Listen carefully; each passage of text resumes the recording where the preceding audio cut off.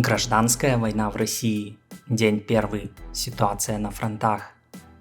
В России группировка Вагнера и ее лидер Евгений Пригожин пытаются захватить власть. Путин назвал это мятежом, но формально группа Вагнер – это не военные, а просто негосударственная организация, по сути активные граждане, которые пытаются взять власть в свои руки во главе со своим лидером Пригожиным, который является обычным предпринимателем. Поэтому вполне логично это называть именно гражданской войной. Формальным поводом для начала действия послужила вчерашняя ракетная атака на лагерь вагнеровцев, в результате которой, как заявляется, погибли десятки боевиков. В качестве доказательства публикуются видео с последствиями, хотя это может быть и постановочные кадры. После этой атаки войска Вагнера в количестве 25 тысяч человек принялись захватывать российские города, и в первые же часы без боя был захвачен миллионный Ростов-на-Дону, где под контроль без единого выстрела были взяты все важные объекты, в том числе штаб российской армии, и были пленены тамошние генералы. После этого колонны войск двинулись на Москву по трассе Дон. Причем, глядя на состав этих колонн, можно понять, что это не спонтанно собравшиеся люди, а к выдвижению они явно готовились. Колонны прикрыты от атак с воздуха зенитными орудиями, включая зенитно-ракетные комплексы «Панцирь-С-1». Гусеничная бронетехника перевозится на тягачах, дабы быстро осуществлять продолжительные марши. А также имеются топливозаправщики. Организовать такое за несколько часов вряд ли получится, поэтому можно судить, что это подготовленная и заранее спланированная акция по захвату власти в России. Часть колонн выдвигалась с оккупированной территории Украины.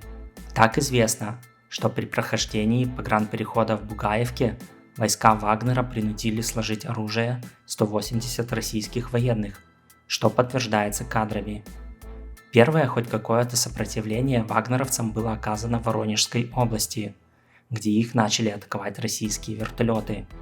Впрочем, похоже, войска на марше были готовы к этому, и на момент записи сводки известно о сбитии 3 вертолетов, 2 Ми-8 и 1 Ми-35, а также одного самолета Ил-22, который является командным пунктом. В свою очередь, вагнеровцы потеряли УАЗик и грузовик. К середине дня стало известно о захвате военных объектов в Воронеже, после чего российская авиация начала бомбить город. В частности, удар нанесен по нефтебазе, вероятно с целью, чтобы топливо не досталось группировке Вагнер. Тем не менее, колонны, идущие на Москву, это не остановило, и они двинулись дальше. А кремлевские власти пытаются преградить дороги физически, роя рвы через дороги, заставляют их грузовиками и разводят мосты на реках.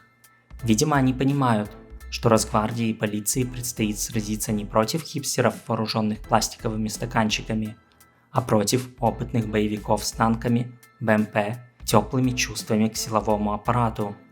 Так что вполне не факт, что бой вообще состоится, и Росгвардия не разбежится при первых же выстрелах. Единственное, чем можно остановить военных на бронетехнике, это другие военные на бронетехнике. Но тут у Кремля дилемма, ведь все они задействованы на фронтах в Украине. И если их начать перебрасывать с фронта, то фронт развалится. Да и не факт, что эти военные захотят сражаться за Путина.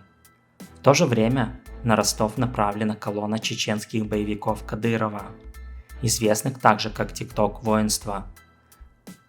На момент записи видео они очень угрожающе ехали, записывая видео. Ситуация развивается быстро, так что на момент выпуска могут произойти изменения. Учитывайте это при комментировании. А так, спасибо за просмотр, буду благодарен, если вы поддержите это видео, поделитесь с ним в своих социальных сетях, также поставите лайк и напишите комментарий, желательно адекватный.